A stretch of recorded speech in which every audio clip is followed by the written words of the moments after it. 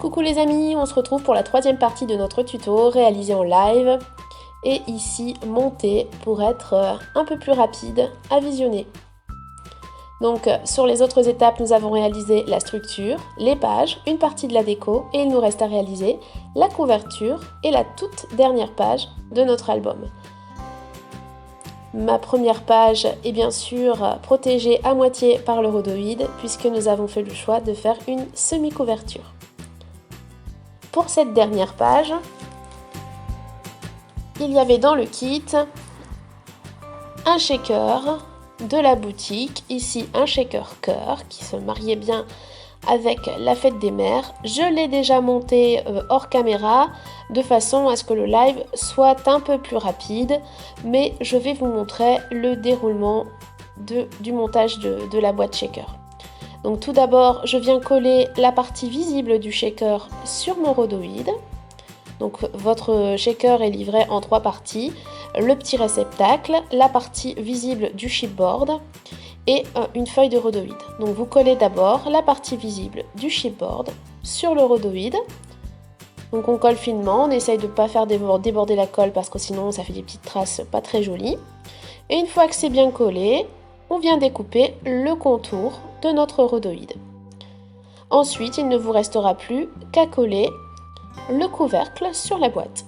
Je vous conseille vivement à la maison, quand vous en avez le temps, de d'abord coller le réceptacle des petites paillettes sur votre page. C'est beaucoup plus facile. Vous allez voir, j'ai eu un petit peu de mal parce que les petits sequins, ça bouge toujours et ça vient se coller toujours où il ne faut pas. Donc n'hésitez pas d'abord à coller le réceptacle, le remplir ensuite avec vos sequins et enfin coller le couvercle de la boîte. Comme vous le voyez ici, j'ai fait un petit prototype d'enveloppe pour savoir quelle était la taille idéale et je vais réaliser avec vous cette petite enveloppe.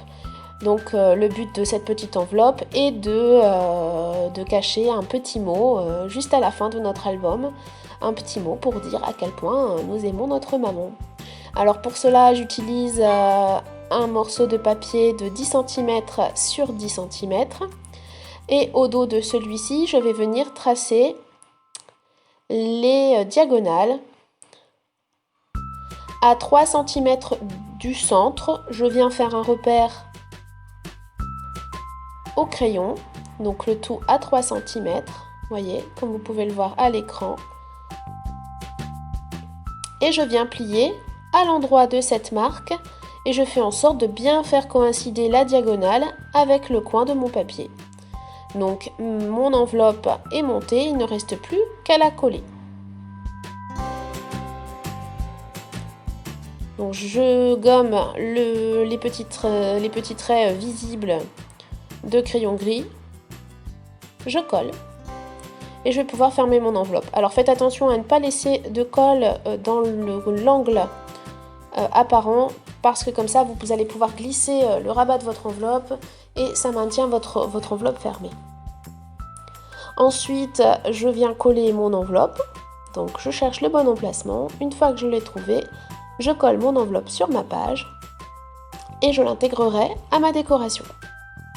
Donc il est temps de passer au collage du shaker.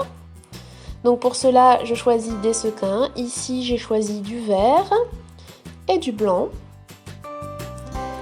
Donc c'est pour ça que je vous conseille de mettre le réceptacle des shakers avant. Parce que là, vous voyez, ils ne sont pas fixés et ils vont avoir tendance à bouger et à venir se glisser sous ma colle. Et donc ça, c'est un peu embêtant. Donc il est préférable à la maison, quand on a le temps, de faire les étapes les unes après les autres. Mais ici, j'ai voulu coloriser mon shaker avec, donc vous le savez maintenant, j'utilise de plus en plus les vernis à ongles. C'est vraiment rapide et ça me permet d'avoir de très jolis effets. Ici, j'ai un violet pailleté qui rend très très bien avec la collection. Donc vous voyez, j'ai quelques petits sequins qui sont venus se coincer. Et donc je fais en sorte de les décoincer grâce à un petit outil. Mais ce n'est vraiment pas la meilleure méthode. La meilleure méthode étant de coller le réceptacle sur le papier et ensuite de rajouter le couvercle. Alors voilà les éléments de décoration qu'il me reste. Le papillon ira en couverture. Et donc je vais coller sur ma petite enveloppe justement un petit die cut en forme de lettre et dans lequel j'écrirai sans doute pour maman un petit mot. Comme fil conducteur, j'ai utilisé de la gaze tout au long de mon album. Je viens donc la coller près de mon cœur et je vais venir intégrer toute une décoration autour du cœur. Et cette décoration suit justement la diagonale de fleurs du papier. Donc le but étant d'intégrer la décoration à nouveau, de créer un effet 3D tout en partant du papier.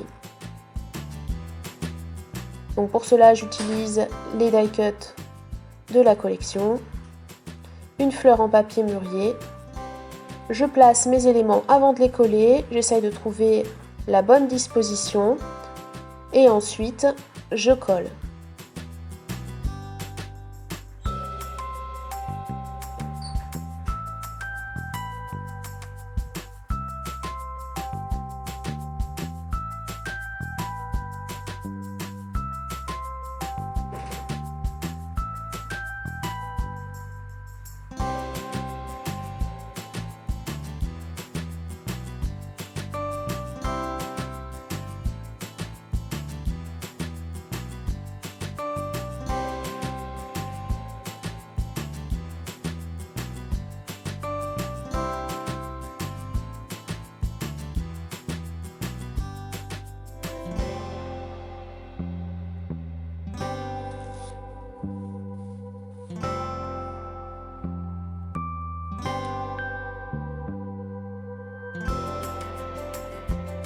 Donc comme vous le voyez, j'utilise un petit morceau de mousse de Fomirane et un outil arrondi pour créer du volume sur mes découpes.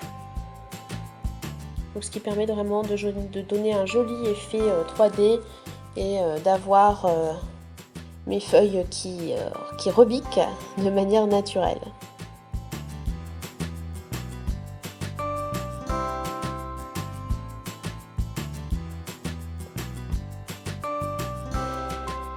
Il me reste dans mes titres le Je t'aime maman, qui me paraît idéal pour terminer mon album, et donc je vais venir l'intégrer à ma décoration. Donc à nouveau, je viens ancrer les bords de mon mot, comme j'ai pu le faire tout au long de l'album sur les papiers et sur les découpes des images à découper. Donc voilà, mon checker est collé, mes éléments aussi, et j'ai terminé cette dernière page. Il me reste donc à finir la couverture.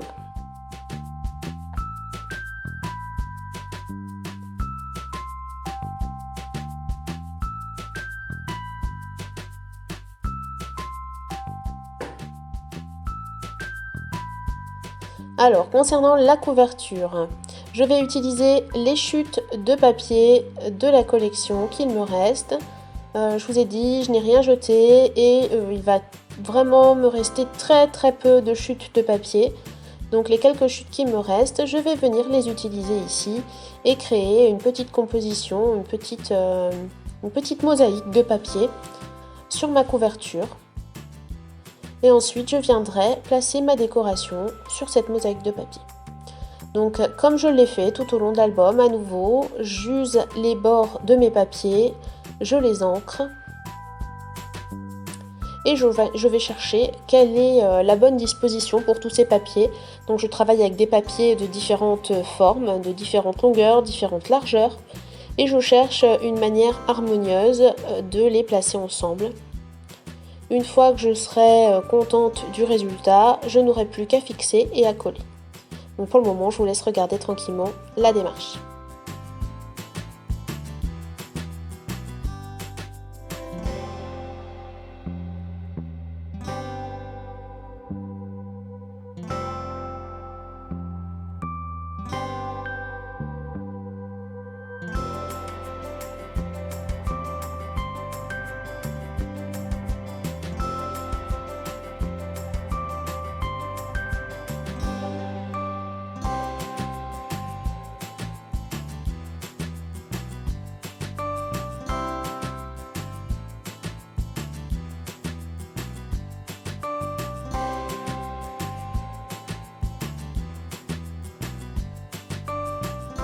je vais m'aider de scotch afin de fixer mon assemblage de papier au dos. Et ensuite, je n'aurai plus qu'à coller avec de la colle.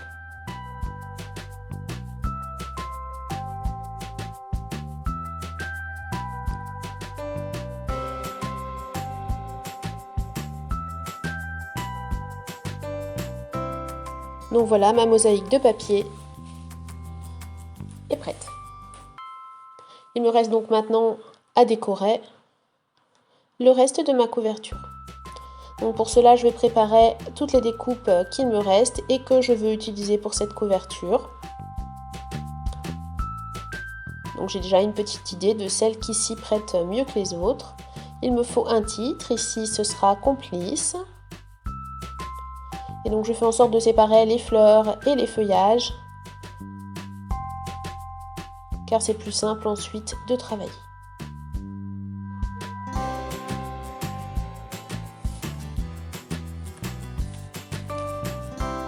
Alors je vais utiliser ma dernière chute de gaz.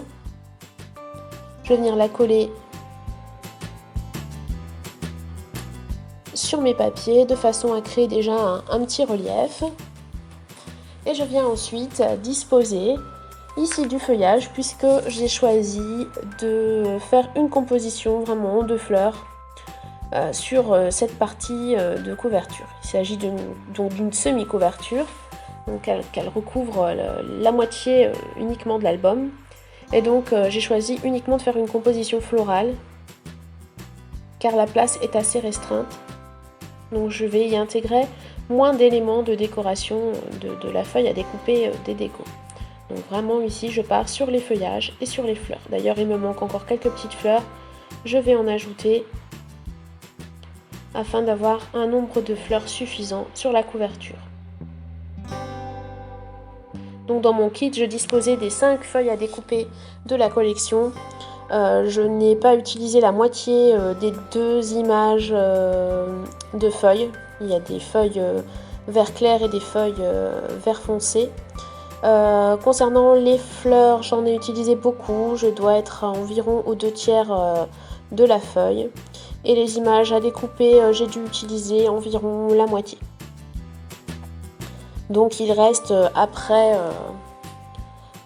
l'élaboration de cet album, l'intégralité des papiers 30-30, à part quelques découpes dans la première de couverture.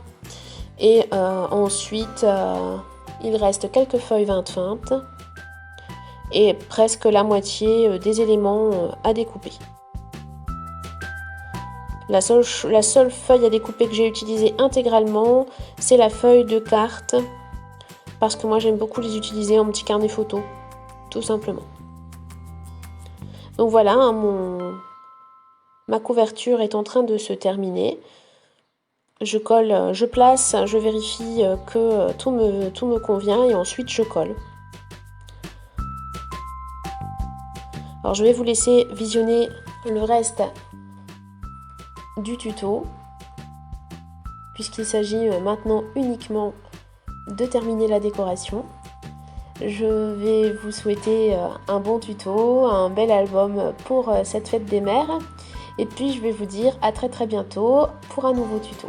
N'hésitez pas à vous inscrire sur la page, à liker, à laisser des petits commentaires, à poser vos questions. Je serai ravie, vraiment ravie d'y répondre. À très bientôt.